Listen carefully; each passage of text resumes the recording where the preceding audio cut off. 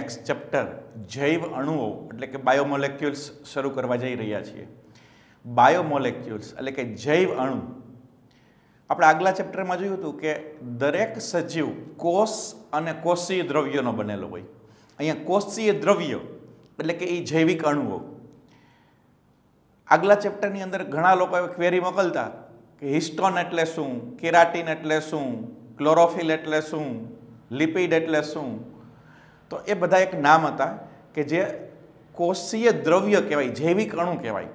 તો આપણું શરીર શેનું બનેલું છે? રચના કહેવાય કોષ. કોષ એ આપણો બંધારણીય એકમ છે, પણ કોષ શેનો બનેલો છે? સિમેન્ટ છે, એમાં રેતી છે, ચૂનો છે, એમ. તો એમાં પ્રોટીન હોય, લિપિડ હોય, ન્યુક્લિક એસિડ હોય, કાર્બોદિત એટલે કે કાર્બોહાઈડ્રેટ્સ હોય, ઘણા બધા મિનરલ્સ આપણા શરીરમાં હોય, પાણી છે. તો કોષની અંદર આવેલા જૈવિક અણુઓ, આ પ્રકરણ છે એ માત્ર પરીક્ષાલક્ષી જ નથી, પણ ફંડામેન્ટલ એટલે કે બેઝિક છે. નોલેજની દ્રષ્ટિએ વેરી વેરી વેરી આઈએમપી.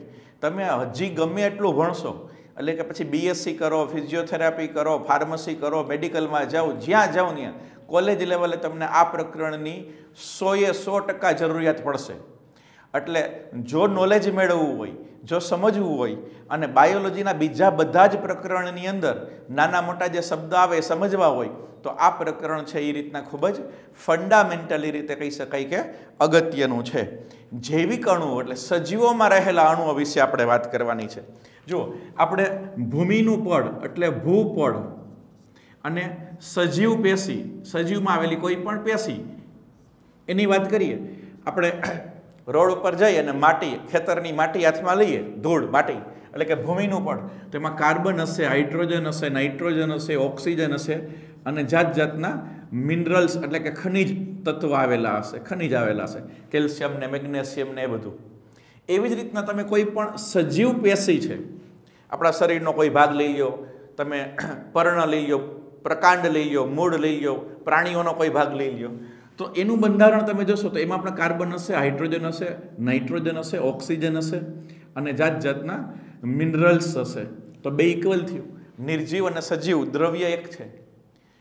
મિત્રો યાદ કરો, કોઈ મહાન વ્યક્તિનું મૃત્યુ થઈ જાય એટલે બીજે દિવસે હેડલાઇન આવે કે તેમનો દેહ પંચમહાભૂતમાં વિલીન થઈ ગયો, અથવા તો એમ કે માટીનો દેહ માટીમાં ભળી ગયો. કોઈનું મૃત્યુ થાય, એનો અગ્નિ સંસ્કાર થઈ જાય એટલે એના માટે કેવા શબ્દ વાપરે સાહિત્યકાર? માટીનો દેહ માટીમાં ભળી ગયો. તો આપણો દેહ છે એ માટીનો બનેલો છે. એનો મતલબ શું? Are you scientific? કે માટીનું જે બંધારણ છે એવું જ આપણા શરીરનું બંધારણ છે. એ જ તત્વો, એ જ પંચ તત્વો આપણા શરીરમાં આવેલા છે એવું કહી શકાય. હા, ફરક કેટલો છે કે કાર્બન અને હાઇડ્રોજનનું પ્રમાણ છે એ ભૂમિપડ કરતાં સજીવ પેશીમાં કેવું હોય? વધારે. અહીંયા વધુ હોય, આમાં કેવું હોય? ઓછું. વધારે ને ઓછું. તો આ આપણે ભૂપડ અને સજીવની અંદર શું જોવા મળે એની વાત કરી છે. હવે આપણે જોઈએ રાસાયણિક પદાર્થ. કોઈ પણ સજીવની અંદર જે રાસાયણિક પદાર્થ છે એનું પૃથ્થકરણ કઈ રીતના કરવું. આપણો ટોપિક શું છે? રાસાયણિક પદાર્થનું પૃથ્થકરણ. એમાં પહેલો ટોપિક જોઈએ કાર્બનિક પદાર્થનું પૃથ્થકરણ.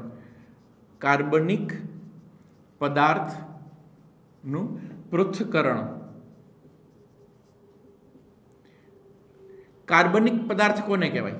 જેમાં કાર્બન હોય એને કાર્બનિક પદાર્થ કહેવાય. એ ખોટી માન્યતા છે. દાખલા તરીકે CO2, આમાં કાર્બન છે પણ આ કાર્બનિક નથી, અકાર્બનિક છે. તો જેમાં કાર્બન કાર્બન, જેમાં કાર્બન કાર્બન કે કાર્બન અને હાઇડ્રોજન વચ્ચે બંધ આવેલા હોય એને કાર્બનિક પદાર્થ કહેવાય. તો આપણા શરીરમાં જે કાર્બનિક પદાર્થ આવેલા છે એનું આપણે પૃથ્થકરણ કરવું હોય તો એનું પૃથ્થકરણ કઈ રીતે કરવું? તો કે કોઈ પણ સજીવ પેશી, દાખલા તરીકે વનસ્પતિ હોય તો પર્ણ લઈ લ્યો, પ્રકાંડ લઈ લ્યો, મૂળનો ટુકડો લઈ લ્યો, અથવા તો પ્રાણીઓની અંદર પ્રાણીની કોઈ પણ પેશી, દાખલા તરીકે યકૃતનો ટુકડો લઈ લ્યો કે અન્ય કોઈ પણ. તો આવી કોઈ પણ સજીવ પેશી છે, એ સજીવ પેશી તમે લીધી, માની લો કે અહીં આપણે પર્ણ લીધું છે, આ પર્ણ છે, એની અંદર ટ્રાયક્લોરો એસિટિક એસિડ ઉમેરો. ટ્રાયક્લોરો એસિટિક એસિડ, આની અંદર ટ્રાયક્લોરો એસિટિક એસિડ ઉમેરો અને પછી એને વાટી નાખો, એટલે કે મિક્સ કરી નાખો. આ પેશી છે, સજીવ પેશી. એટલે જે દ્રાવણ બન્યું, આ જે દ્રાવણ બનશે અથવા તો લુગદી, એને તમારે ગાળી લેવાનું છે. માની લ્યો કે આપણે કોઈ બીકર લઈએ અને એની ઉપર તમે અહીંયા આ નાખ્યું છે જેને કહેવાય રૂ, અથવા તો એને કહેવાય ચીઝ કોટન અથવા તો ચીઝ કાપડ, ચીઝનું કાપડ, એમ ચીઝનું પટલ, કેનાથી આપણે એને ગળવાનું? ચીઝ ક્લોથ અથવા તો ચીઝ પટલ અથવા ચીઝનું ક્લોથ પણ કહી શકાય, કાપડ અથવા તો રૂ. અહીંયા મૂકી દીધું. આને તમે અહીંયા નાખી દો, બધું ઉમેરી દીધું. તો એમાંથી જે પ્રવાહી ભાગ છે એ ગળાઈને અહીંયા આવતો રહેશે અને અદ્રાવ્ય ભાગ છે અહીંયા રહેશે, જાડો જાડો ભાગ છે અહીંયા રહેશે, અને બાકીનો પ્રવાહી ભાગ છે અહીંયા આવતો રહેશે. તો આ જે ભાગ છે એને કહેવાય એસિડ દ્રાવ્ય ભાગ. એસિડ દ્રાવ્ય. અને આ એસિડ દ્રાવ્ય ભાગ છે એની અંદર હજારોની સંખ્યામાં કાર્બનિક રસાયણો આવેલા હોય. આ જે કાર્બનિક રસાયણો છે એ સરળ કાર્બનિક રસાયણ છે. આ જે ભાગ છે કે જે ગળાતો નથી, બરાબર, આને કહેવાય ગાળણ. આ જે ભાગ છે એને શું કહેવાય? ગાળણ. અને આ જે અવશેષ છે, અવશેષ, એ એસિડ અદ્રાવ્ય ભાગ છે, એને કહેવાય એસિડ અદ્રાવ્ય ભાગ.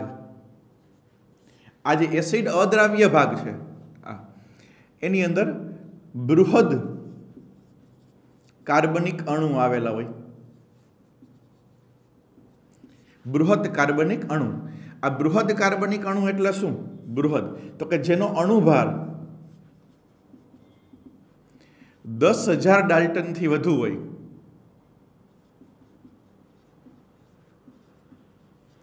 અને સરળ કાર્બનિક એટલે શું? તો કે જેનો અણુભાર 1,000 ડાલ્ટનથી ઓછો હોય, એને કહેવાય સરળ.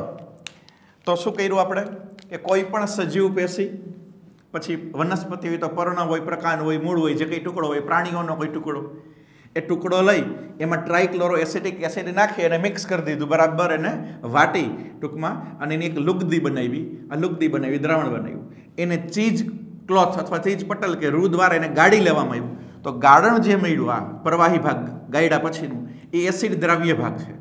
જે ગળાતું નથી, અવશેષ રહે, એ એસિડ અદ્રાવ્ય ભાગ છે. આ ભાગ છે એસિડ અદ્રાવ્ય. એસિડ અદ્રાવ્ય ભાગમાં બૃહદ કાર્બનિક અણુ આવેલા હોય કે જેનો અણુભાર 10,000 ડાલ્ટનથી વધુ હોય. એસિડ દ્રાવ્ય ભાગ છે એમાં સરળ કાર્બનિક રસાયણો આવેલા હોય જેનો અણુભાર 1,000 ડાલ્ટનથી ઓછો હોય. એસિડ દ્રાવ્ય ભાગની અંદર કેટલાક અકાર્બનિક એટલે કે ફોસ્ફેટ અને સલ્ફેટ પણ આવેલા હોય. આ અકાર્બનિક છે, કાર્બનિક નથી. ફોસ્ફેટ અને સલ્ફેટ એ પણ એસિડ દ્રાવ્ય ભાગની અંદર જોવા મળે. અકાર્બનિક ઘટક છે, અકાર્બનિક ઘટકો જે એસિડ દ્રાવ્ય ભાગમાં ફોસ્ફેટ અને સલ્ફેટ જોવા મળે. સરળ કાર્બનિક રસાયણોની અંદર શું આવશે? તો કે મોનોસેકેરાઇડ એટલે કે ગ્લુકોઝ, પછી એમિનો એસિડ આવશે, આ બધું આવશે. અને બૃહદ કાર્બનિકની અંદર શું આવશે? તો કે પ્રોટીન આવે, આખે આખું પ્રોટીન હોય તે આવે, લિપિડ આવશે, ન્યુક્લિક એસિડ આવશે અને પોલિસેકેરાઇડ આવશે.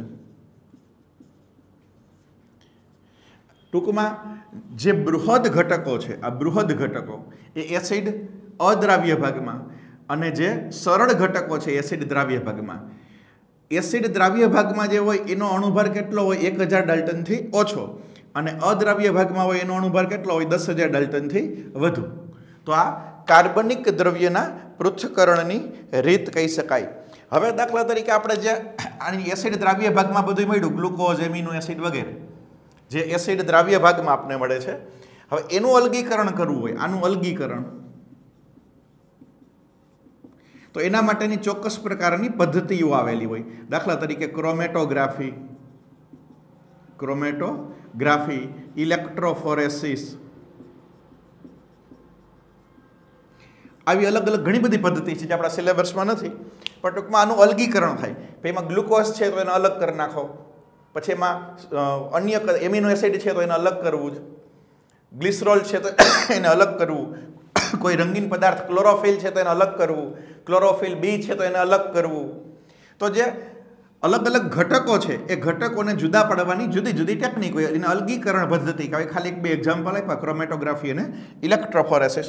એ કઈ રીતે થાય એ આપણે સમજવાનું નથી, એટલે કોઈ ક્વેરી ના કહેવાય, પણ ટૂંકમાં જુદી જુદી પદ્ધતિ દ્વારા એને આપણે અલગ કરી શકાય. તો આજે આપણે સમજ્યા એ કાર્બનિક પદાર્થનું પૃથ્થકરણ, કે કાર્બનિક પદાર્થ છે એનું આપણે એનાલિસિસ ને પૃથ્થકરણ કરવું હોય તો કઈ રીતે થઈ શકે. હવે આપણે જોઈએ અકાર્બનિક પદાર્થનું પૃથ્થકરણ. બીજો ભાગ જોઈએ આપણે અકાર્બનિક પદાર્થનું પૃથ્થકરણ. અકાર્બનિક એટલે મોટે ભાગે મિનરલ્સ જેને કહેવાય, અથવા તો ખનિજ, calcium, magnesium, boron, silicon, sodium, nitrogen, આ બધા જે ખનિજ તત્વ છે અકાર્બનિક પદાર્થમાં આવે, અને એનું પૃથ્થકરણ કઈ રીતના કરવું. સેમ આમાં પણ કોઈ પણ સજીવ પેશી લઈ લ્યો, સજીવ પેશી, વનસ્પતિ હોય તો મૂળ પ્રકાંડ પર્ણ અથવા તો પ્રાણી શરીરનો કોઈ પણ ભાગ, એને તમે સૂકવી દો, એટલે એને સુકાઈ નાખવું, એટલે શુષ્ક વસ્તુ મળશે. આજે શુષ્ક પેશી મળશે. શું કામે? તો કે એમાંથી પાણી છે એ નીકળી જાય, સુકાય એટલે પાણી દૂર થઈ જાય. એટલે પાણી વગરની જે શુષ્ક પેશી છે એનું તમે દહન કરો, એટલે કે એને સળગાવો.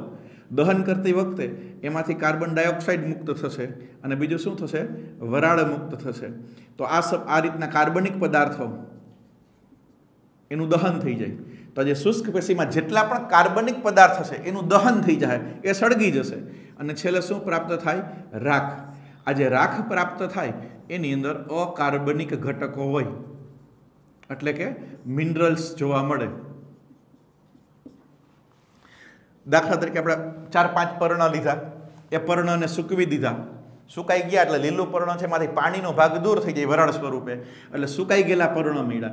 એ પાંદડાને તમે સળગાવો એટલે જે ધુવાડો નીકળે એ ધુવાડામાં કાર્બનિક પદાર્થોનું દહન થઈ ગયું હોય. એટલે કાર્બનિક પદાર્થ જેટલા હોય એની અંદર આગળ આપણે જોયું એ પ્રોટીન, લિપિડ જે કાંઈ હોય એ કાર્બનિક પદાર્થોનું દહન થઈ જાય, અને જે રાખ મળે આપને, એ રાખની અંદર તમને શું મળે?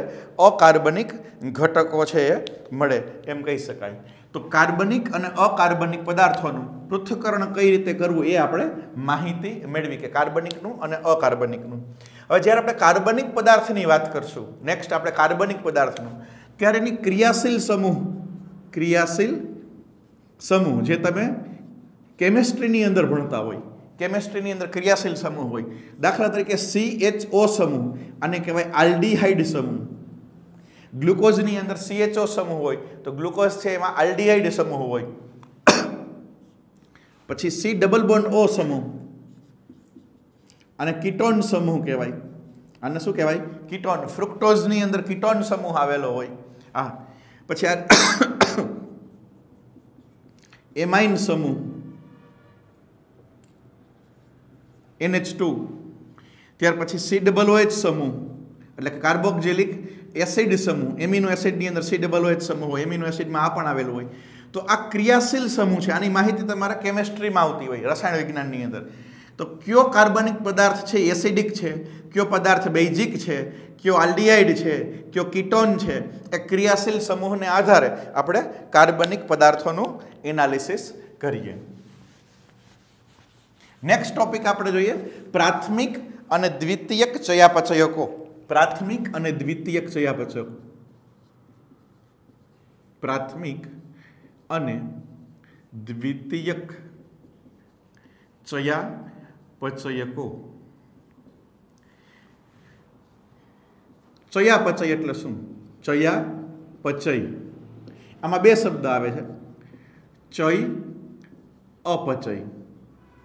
ચય એટલે બનવું, એટલે કે સંશ્લેષણ થવું. અપચય એટલે તૂટવું, વિશ્લેષણ થવું, વિઘટન થવું.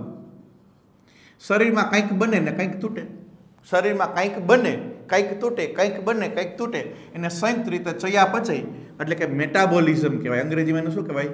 મેટાબોલિઝમ કહેવાય. દાખલા તરીકે ગ્લુકોઝ છે એ શરીરમાં વધે તો વનસ્પતિમાં ગ્લુકોઝનું રૂપાંતર શેમાં થાય? સ્ટાર્ચ. પ્રાણીઓની વાત કરીએ, આપણા શરીરમાં ગ્લુકોઝનું રૂપાંતર કેમાં થાય? ગ્લાયકોજન. ગ્લુકોઝનું રૂપાંતર ગ્લાયકોજનમાં થાય. અને તો ગ્લુકોઝમાંથી ગ્લાયકોજન બને તો આ પ્રક્રિયાને શું કહેવાય? ચય. ગ્લાયકોજનનું વિઘટન થઈને એમાંથી ગ્લુકોઝ બને તો એને કહેવાય અપચય. ગ્લાયકોજનનું વિઘટન થાય તો ગ્લુકોઝ બને તો એને કહેવાય અપચય. ચય એટલે બનવું, અપચય એટલે તૂટવું. આ ચયાપચયની પ્રક્રિયા હોય. આ જે ચયાપચયની પ્રક્રિયા છે એમાં ભાગ લેતા ચયાપચયકો, એમાં પ્રાથમિક અને દ્વિતીયક ચયાપચયકો. કોઈ પણ સજીવ હોય, સજીવ વનસ્પતિ હોય કે પ્રાણી હોય, આ બંનેમાં પ્રાથમિક ચયાપચયકો તરીકે જે બધામાં હોય જ, એમાં દાખલા તરીકે ગ્લુકોઝ છે, ફ્રુક્ટોઝ છે, સુક્રોઝ છે, એમિનો એસિડ છે, ન્યુક્લિયોસાઇડ છે, ન્યુક્લિયોટાઇડ, આ બધા જ ઘટકો છે ને પ્રાથમિક ચયાપચયકો કહેવાય. ગ્લિસરોલ છે, ફેટી એસિડ છે, આ બધાને પ્રાથમિક ચયાપચયકો કહેવાય.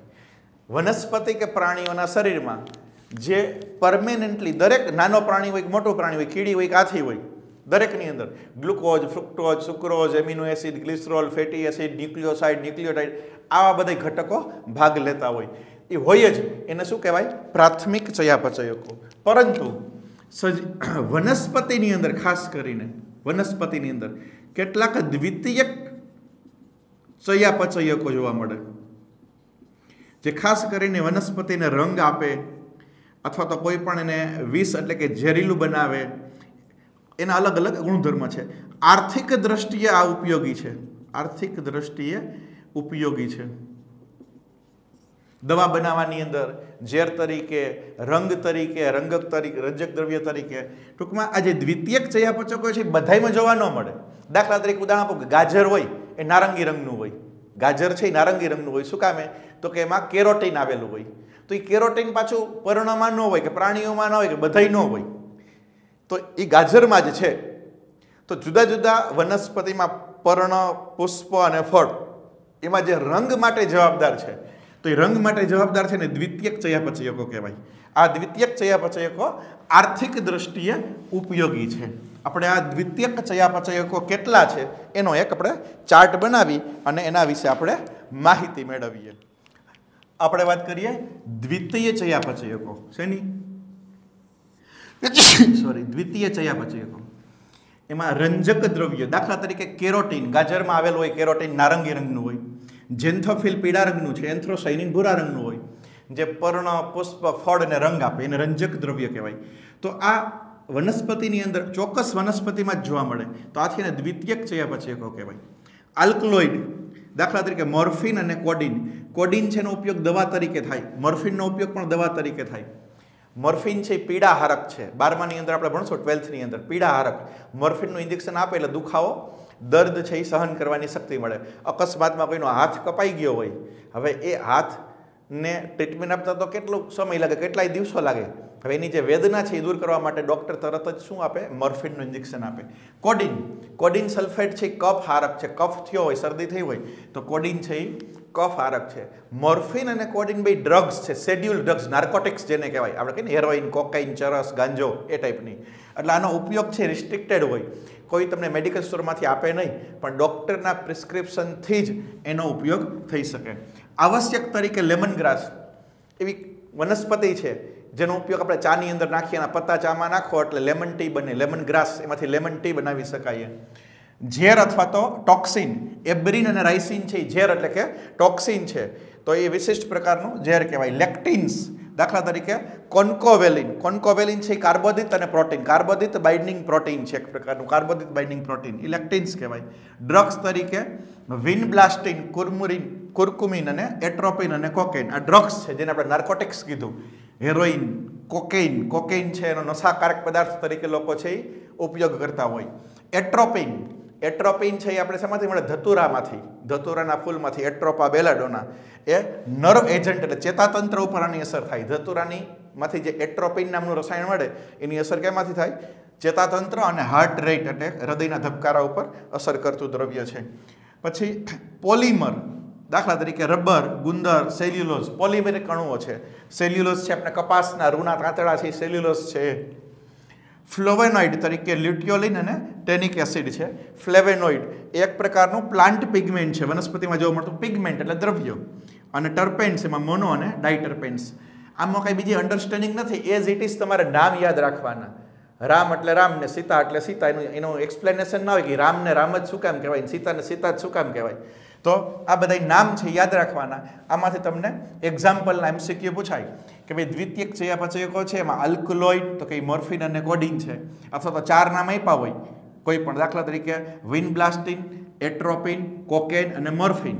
તો એ 4માંથી આલ્કલોઇડ કયું છે, તો કે આ જ આલ્કલોઇડ છે, બાકીના 3 તો ડ્રગ્સમાં આવે. એમ અલગ અલગ રીતના કોમ્બિનેશન કરી આમાંથી MCQ પૂછી શકાય. તો આજે આપણે માહિતી મેળવીએ દ્વિતીયક ચયાપચયકોની માહિતી મેળવી. હવે આપણે જે કાર્બનિક દ્રવ્યનું પૃથ્થકરણ જોયું હતું, કાર્બનિક અણુઓનું પૃથ્થકરણ, એ કાર્બનિક અણુઓનું પૃથ્થકરણ છે એનું વર્ગીકરણ આપણે કરી જોઈએ અને પછી આપણે આગળ જોઈએ. કાર્બનિક દ્રવ્ય બે પ્રકારના હોય. બૃહદ કાર્બનિક, જેને કહેવાય મેક્રો મોલેક્યુલ. મેક્રો એટલે મોટું, માઇક્રો એટલે સૂક્ષ્મ. અને સરળ કાર્બનિક પદાર્થ. કાર્બનિક પદાર્થને આપણે બે ભાગમાં વહેંચી શકીએ, બૃહદ અને સરળ. બૃહદ એટલે મોટું એટલે મેક્રો પણ કહેવાય. સરળ કાર્બનિક પદાર્થ કોને કહેવાય, તો જેનો અણુભાર 1000 ડાલ્ટનથી ઓછો હોય એને આપણે શું કહેવાય, સરળ કાર્બનિક. બૃહદ કોને કહેવાય, તો કે જેનો અણુભાર 10,000 ડાલ્ટનથી વધુ હોય તો એને કહેવાય બૃહદ કાર્બનિક અણુ. તો કોને આધારે, અણુભારને આધારે આપણે એના ભાગ પાડી દીધા કે સરળ અને જટિલ અથવા તો બૃહદ. આ ક્યાં જોવા મળશે, તો કે એસિડ દ્રાવ્ય ભાગમાં જોવા મળે. આ ક્યાં જોવા મળશે, એસિડ અદ્રાવ્ય ભાગમાં જોવા મળશે. એસિડ દ્રાવ્ય અને એસિડ અદ્રાવ્ય ભાગની અંદર. બૃહદની અંદર શું આવશે આની અંદર, તો કે એના ઉદાહરણ તરીકે જુઓ. દાખલા તરીકે પ્રોટીન, કાર્બોદિત, ખાસ કરીને પોલિસેકેરાઇડ, પછી DNA, RNA જેને કહેવાય ન્યુક્લિક એસિડ. સરળ કાર્બનિકમાં શું આવશે, મોનોસેકેરાઇડ, દાખલા તરીકે ગ્લુકોઝ, ફ્રુક્ટોઝ, પછી એમિનો એસિડ. આ બધા ઘટકો છે એની અંદર આવશે. લિપિડ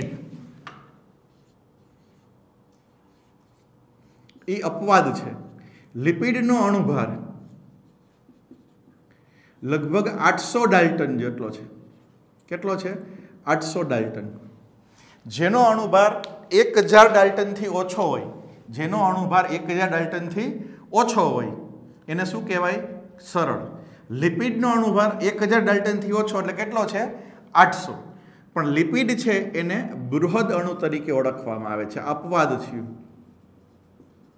લિપિડને શું કહેવાય, બૃહદ અણુ. 800 ડાલ્ટન છે છતાં લિપિડ છે એ એસિડ અદ્રાવ્ય ભાગમાં જોવા મળે. કેમાં જોવા મળશે, એસિડ અદ્રાવ્ય ભાગમાં અહીંયા જોવા મળશે. શા માટે આવું, શું કામ, કે લિપિડનો અણુભાર ઓછો હોવા છતાં એને આપણે બૃહદ અણુ શું કામ કહીએ, વાસ્તવમાં તો એ સરળ કહેવો જોઈએ. લિપિડ છે એ સરળ કાર્બનિકમાં આવવું જોઈએ. તો કે એક તો એસિડ અદ્રાવ્ય ભાગમાં છે, અને બીજું કે લિપિડ છે એ કોષની અંદર, કોષના બંધારણની અંદર હોય. ક્યાં હોય, બંધારણમાં. દાખલા તરીકે કોષરસ પટલ, એમાં ફોસ્ફોલિપિડ આવેલું હોય. તો જ્યારે આપણે ઓલું અલગીકરણની પ્રક્રિયા ટ્રાયક્લોરોએસિટિક એસિડ વાળી કરીએ તો લિપિડ છે એ જે કોષીય અંગિકા છે એ અંગિકાના ટુકડા સ્વરૂપે, એમાં દ્રાવ્ય નથી એટલે અંગિકાના ટુકડા સ્વરૂપે અદ્રાવ્ય ભાગમાં જોવા મળે. ક્યાં જોવા મળશે, અદ્રાવ્ય ભાગમાં જોવા મળે. આ કોષરસ પટલના અથવા તો અન્ય અંગિકાના ટુકડા થઈ જાય ને એ ટુકડા છે એસિડમાં દ્રાવ્ય નથી, એટલે એસિડ અદ્રાવ્ય ભાગમાં જોવા મળે. આથી લિપિડને બૃહદ કાર્બનિક અણુ તરીકે ઓળખવામાં આવે એમ કહી શકાય. તો આપણે પ્રકરણની શરૂઆતમાં શું જોયું મિત્રો? કાર્બનિક અને અકાર્બનિક દ્રવ્યનું પૃથ્થકરણ કેમ કરવું. હવે આગળ આપણે કાર્બનિક દ્રવ્યમાં સરળ અને બૃહદ બે, દાખલા તરીકે ગ્લુકોઝ એટલે શું, ફ્રુક્ટોઝ એટલે શું, સ્ટાર્ચ એટલે શું, સેલ્યુલોઝ એટલે શું, ગ્લાયકોજન એટલે શું, પ્રોટીન એટલે શું, એમિનો એસિડ એટલે શું, લિપિડ એટલે શું, ન્યુક્લિક એસિડ ડીએનએ એટલે શું, આરએનએ એટલે શું, આ બધા જ જૈવિક અણુઓ એનો 1 by 1 આપણે આમાં પરિચય મેળવવાનો છે. આપણે જે નેક્સ્ટ ટોપિકમાં આગળ વધારશું. Have a nice day.